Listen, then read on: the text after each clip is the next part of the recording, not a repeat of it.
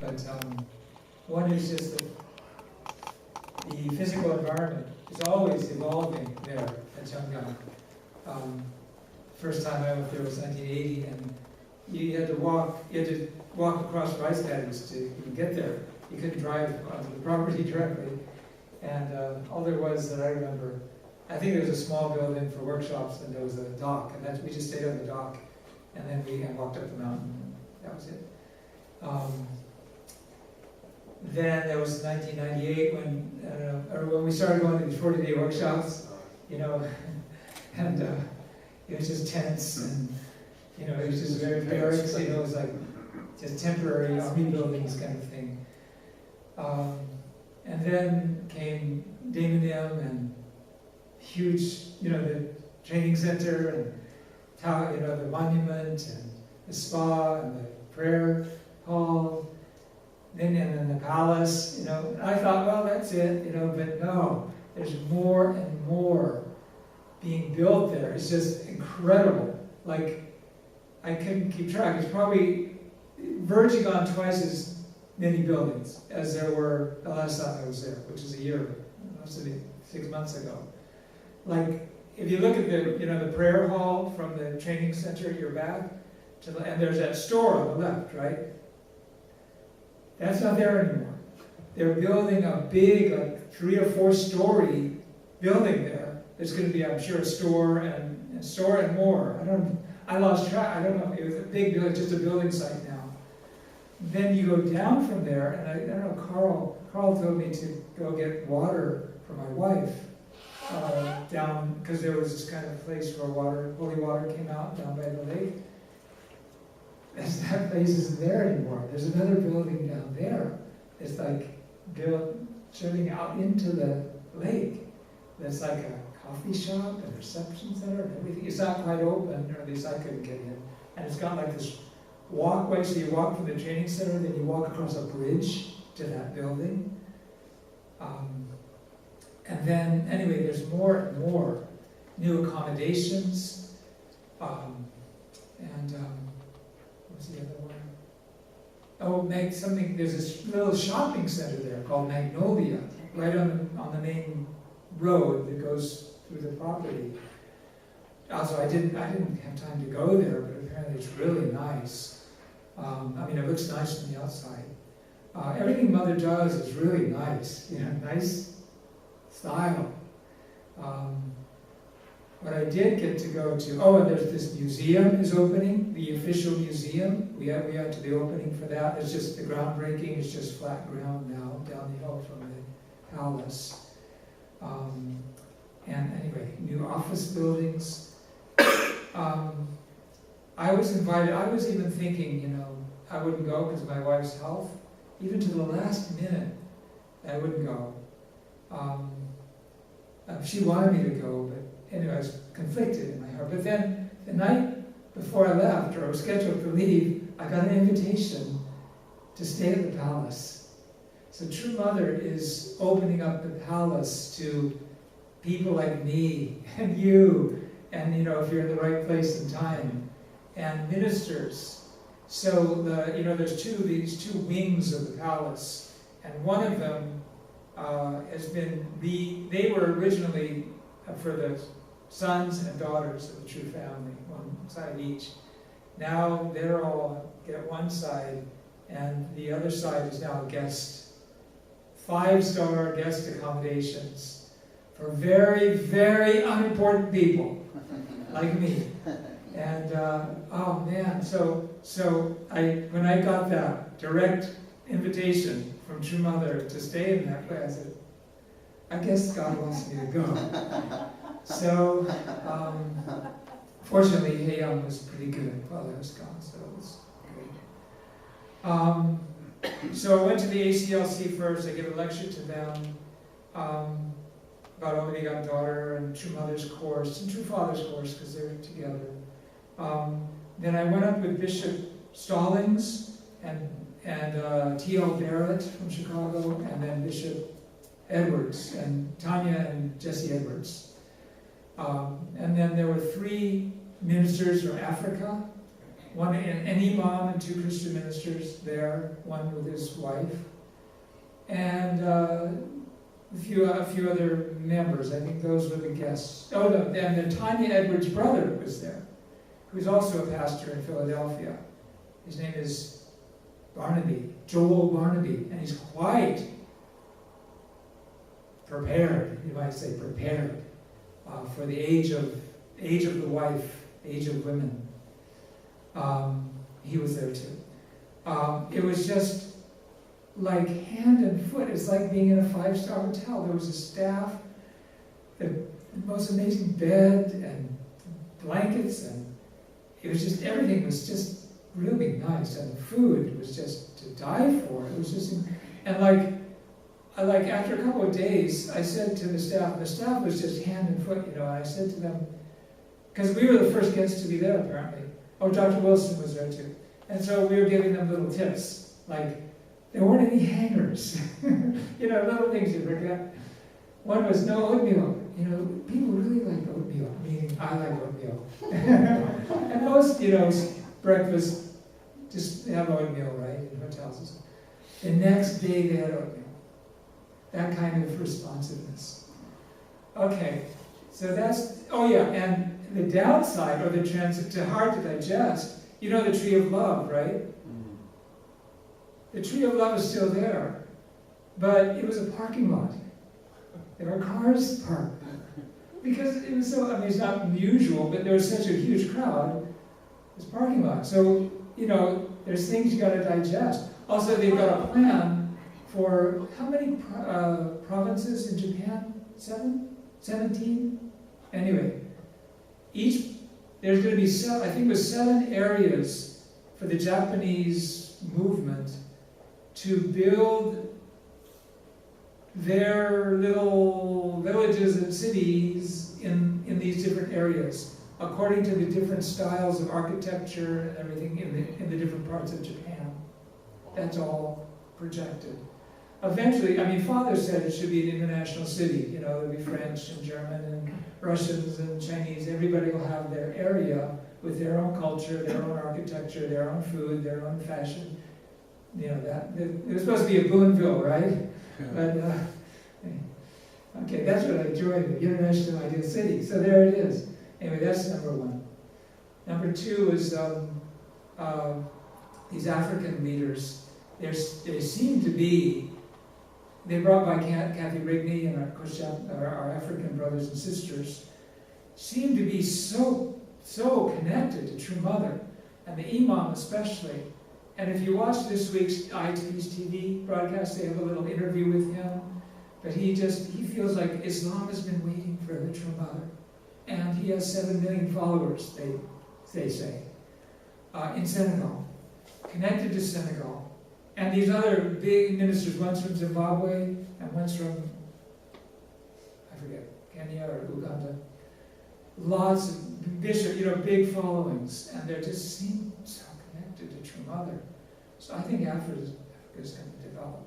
Then Kathy Rigney said, so Mother said, any site that brings 10,000 people to listen to me, I'll come and speak. So that was the Foundation for Madisonburg Argument. So Africa stood up and said, we're going to do it in Senegal. We're going to bring 10,000 people, and please come, Mother. And so it's scheduled for sometime in November. So I know because a colleague in Kingston, New York, was invited to go there to help with mobilization with imams and so forth. So Mother said, apparently, this is what Kathy Rigney's testimony, that Kathy reported to Mother, we're going to even bring presidents from different nations for a conference when you come. Mother said, there's 54 nations in Africa. The president of every nation, I want them to be there. So they went to the president of Senegal to report to him, to invite him and to let him know. And he said, you're not going to invite the presidents of all the 54 nations of Africa. I'm going to invite them.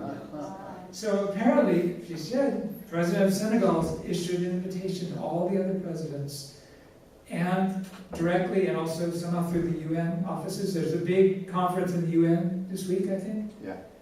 Okay.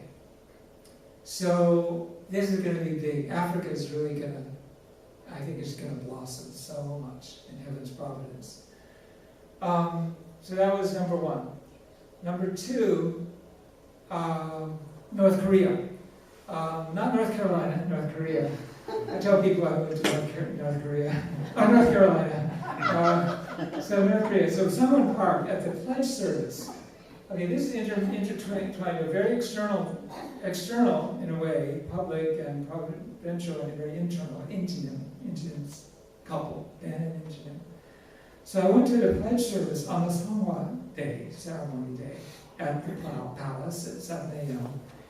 And there was Injin and Ben, this big tall guy with long hair and a beard in the group with the true family and the little boy. And I'm going,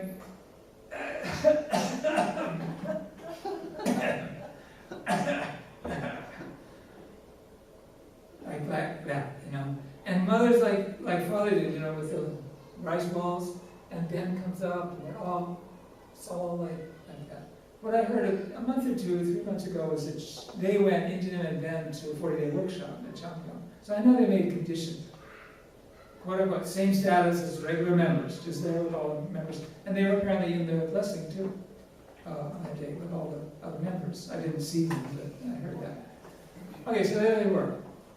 Then Seong Hwa gives a report about North Korea. And North Korea is, of course, on my mind, because I'm going to Korea, and they're going to get bombed, right? Any time now, Donald Trump's going to, that's it. Armageddon, And so I'm going, am I going there? So it's kind of thinking like, you get more serious about the issues of the peninsula.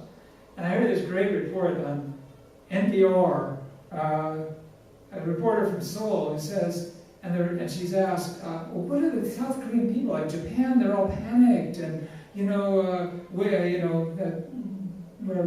they're going to bomb in the Pacific, where we have our base, Guam, they're all panicked. What about South Korea? She said, they're not panicked. It's just they're talking about Kim Jong-un's having a third baby. So I thought, yeah, that's the way it is in South Korea. So go there. So there's Seong Hwa. So I'm thinking about North Korea. I'm really thinking about Dr. Wilson's getting this revelation, because Tom McDevitt's there and he's saying, he's sort of representing the Washington Times, and very intelligent way to go forward. And Wilson's going, they think they're the Chosun Kingdom, and they were prepared to be the hometown of the Messiah, of the true parents of the whole world. That's their providence. And they got it all twisted, but they still got this tenacity that we're the ideal world, and if you don't agree, you're going to get snuffed out, like brutally like that. But still, that's what we got to reach into, that kind of world consciousness of a chosen nation. They call themselves a chosen kingdom. And who? North Korea? North Korea. Okay. Not South Korea. South Korea is like Hollywood and Silicon Valley. Yeah. North Korea is the chosen kingdom. And on that basis, they forced everybody to, because the ideal world is one mind, one heart, one harmony. Everybody's God, because of God's presence, everything is flowing. And they want everything to be flowing, and we're going to kill you if you don't flow. So people, they know they can't breathe. They have to, it's all external by law and force, police. Okay, that's the kingdom of law. Okay, so Seong Hwa, he says, every year they've sent condolences, flowers, etc. This year it couldn't come from Kim Jong-un because the politics is so tense now, but it came from right under him, and he was happily gratified. He said that our line of communications is the only communications right now between South and North Korea, because he reports to people in South Korea and North Korea. So they sent flowers, and You mean North Korea sent flowers to father, the Seong Hwa. in honor of Father. Did they send a representative as well? They didn't send a representative. I don't think they ever have. But anyway, they didn't send the flowers. They paid for flowers to be, according to their design, and they sent the ribbon. It has the, Kim Jong-un, blah, blah, blah, whatever. And a letter. It was a very nice letter. It had, it was really praising Father as a unifier of North and South Korea, as a builder of peace, and very kind words to True Mother and what she's doing.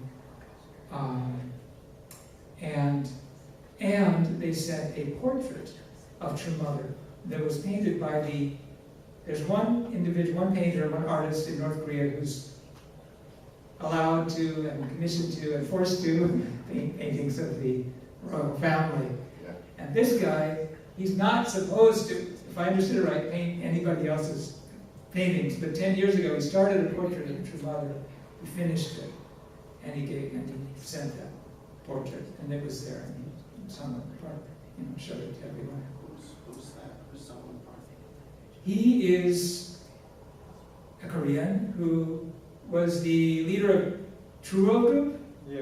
He changed- North Korea Tribal Messiah. North Korea National Messiah. Yeah.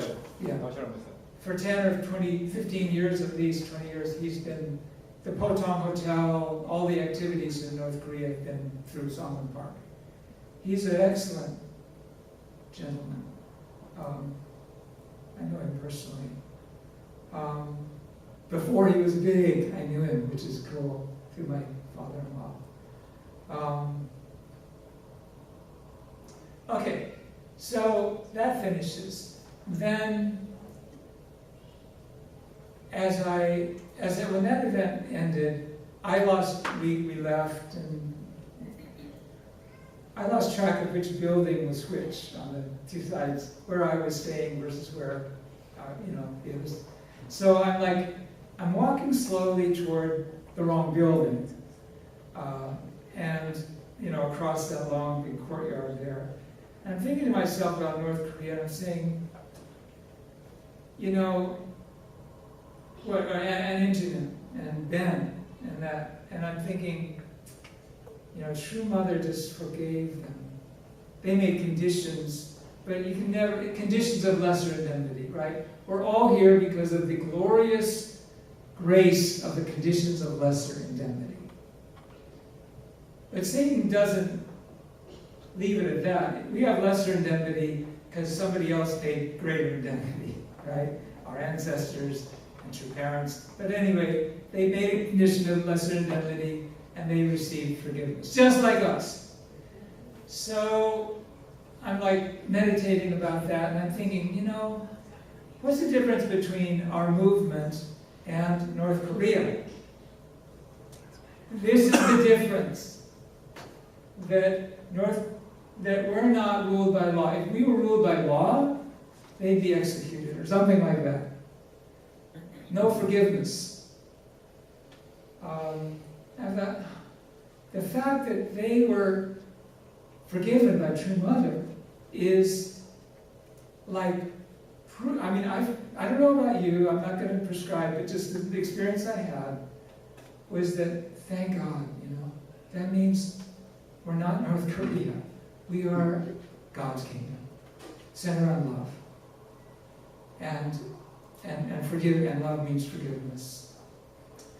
And I'm so glad they were there, and that I could overcome my own issue about the whole thing, judgment, and etc.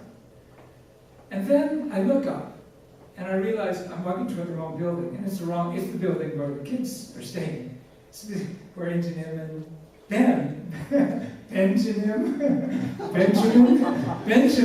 Benjamin is staying. And so I look up, and there they are. They're walking toward the same door that I'm walking toward. And so, and they see me, and I see them, and I know Ben a long time, and back anyway. Hello, we greet each other and shake hands, And I had issues with him, but she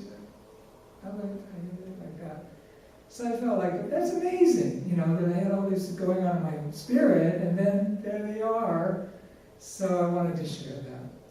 about my experience at Chen Frang's time. Thank you very much.